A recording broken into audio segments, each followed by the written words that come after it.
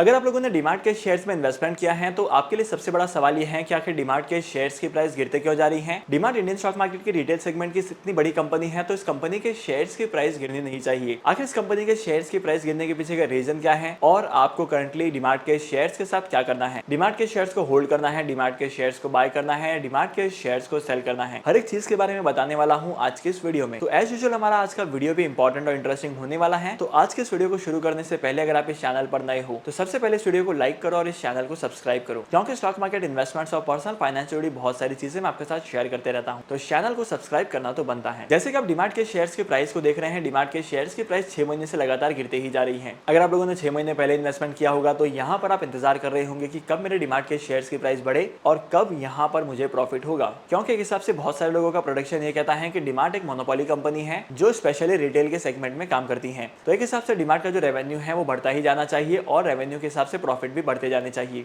लेकिन ऐसा हो नहीं रहा है। अगर आपको भी ऐसा लगता है तो सबसे पहले मैं आपको ये बता दूं कि डीमार्ट जो है वो इंडियन स्टॉक मार्केट की सबसे बड़ी कंपनी है जो रिटेल सेगमेंट में काम करती है। आप लोगों ने शायद डीमार्ट का रेवेन्यू इंक्रीज होते हुए देखा होगा, लेकिन वहीं पर अगर डीमार्ट के नेट प्रॉफिट की बात की जाए तो डीमार्ट का जो नेट प्रॉफिट है वो गिरते ही जा रहा है। अब इसके पीछे का रीजन क्या है पता है? इसके पीछे का रीजन मैंने आपको पहले वाली वीडियो में भी बताया था और अब भी मैं आपको बताता हूँ। तो इसके पीछे का सबसे बड़ा और सबसे मेजर रीजन है ग्लोबल मार्केट का इन्फ्लेशन। ग्लोबल मार्केट में इन्फ्लेशन लगातार बढ़ते ही जा रहा है और इस इन्फ्लेशन के बढ़ने की वजह से डीमार्ट जिन प्रोडक्ट का सेल करती है उन प्रोडक्ट का जो रॉ मटेरियल का कॉस्ट है वो भी बढ़ चुका है और इस रॉ मटेरियल के कॉस्ट के बढ़ने की वजह से डीमार्ट का जो प्रॉफिटेबिलिटी है वो बहुत ही ज्यादा कम हो चुका है। तो बेसिकली यहाँ पर हो क्या रहा है कि डीमार्ट का जो रेवेन्यू है वो इंक्रीज होते जा रहा है, लेकिन डीमार्ट का जो प्रॉफिट है वो डिक्रीज होते जा रहा है। तो इसी वजह से आपको डीमार्ट के शेयर्स के प्राइस में गिरावट देखने को मिली होगी। और वहीं पर सेकंड इंपॉर्टेंट रीजन निकल कर आता है कि डीमार्ट में जो एफआईआईज ने इन्वेस्टमेंट किया था वो अपने इन्वेस्टमेंट के स्टेक को धीरे धीरे कम करते जा रहे हैं, क्योंकि मार्केट में इन्फ्लेशन काफी तेजी से बढ़ते जा रहा है। जब भी मार्केट में इन्फ्लेशन बढ़ता है तो एफआईआईज अपने इन्वेस्टमेंट के स्टेक को कम करते हैं, क्योंकि मार्केट में जब महंगाई बढ़ती है तो अपने इन्वेस्टमेंट पर रिटर्न्स कमाना बहुत ही कम होता है। जैसे इंडिया में सेविंग बैंक अकाउंट के इंटरेस्ट इंक्रीज होते हैं, वैसे ही अराउंड द ग्लोब बहुत सारी कंट्रीज के अपने अपने बैंक इंटरेस्ट रेट को इंक्रीज करते हैं और इंटरेस्ट रेट के इंक्रीज करने की वजह से एफआईआईज को उन कंट्रीज में बहुत अच्छे रिटर्न्स मिलते हैं।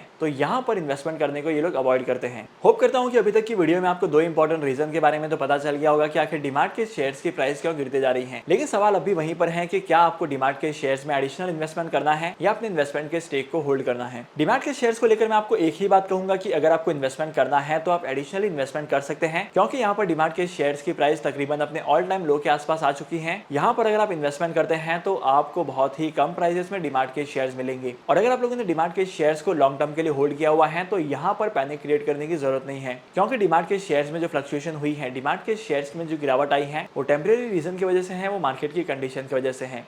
जैसे ही मार्केट में इन्फ्लेशन कम होता है और मार्केट में अच्छी खासी ग्रोथ दिखाई देती है, वैसे ही डीमार्ट के शेयर्स की प्राइस में भी ग्रोथ आएगी। तो डेफिनेटली डीमार्ट के शेयर्स में आपको इन्वेस्टमेंट करना है और स्टॉक मार्केट में इन्वेस्टमेंट करने के लिए आपके पास एक डीमैट अकाउंट का होना बहुत जरूरी है। और अगर आपके पास एक डीमैट अकाउंट नहीं है तो डीमैट अकाउंट ओपन करने के लिए लिंक मैंने आपको डिस्क्रिप्शन में दे दिया है, वहां पर जाकर आप डीमैट अकाउंट ओपन कर सकते हैं और स्टॉक मार्केट में इन्वेस्टमेंट करना स्टार्ट कर सकते हैं। तो आज के इस इंपॉर्टेंट वीडियो को यहीं पर खत्म करते हैं और अगर आपको आज के वीडियो का कंटेंट वैल्यूएबल लगा है तो इस वीडियो को लाइक करना, शेयर करना इसी के साथ साथ, और अगर आप इस चैनल पर नए हो तो इस चैनल को सब्सक्राइब करो। मैं आपको मिलूंगा अगली वीडियो में नए टॉपिक के साथ, एक इंटरेस्टिंग टॉपिक के साथ। तब तक के लिए signing off, happy investing and good bye.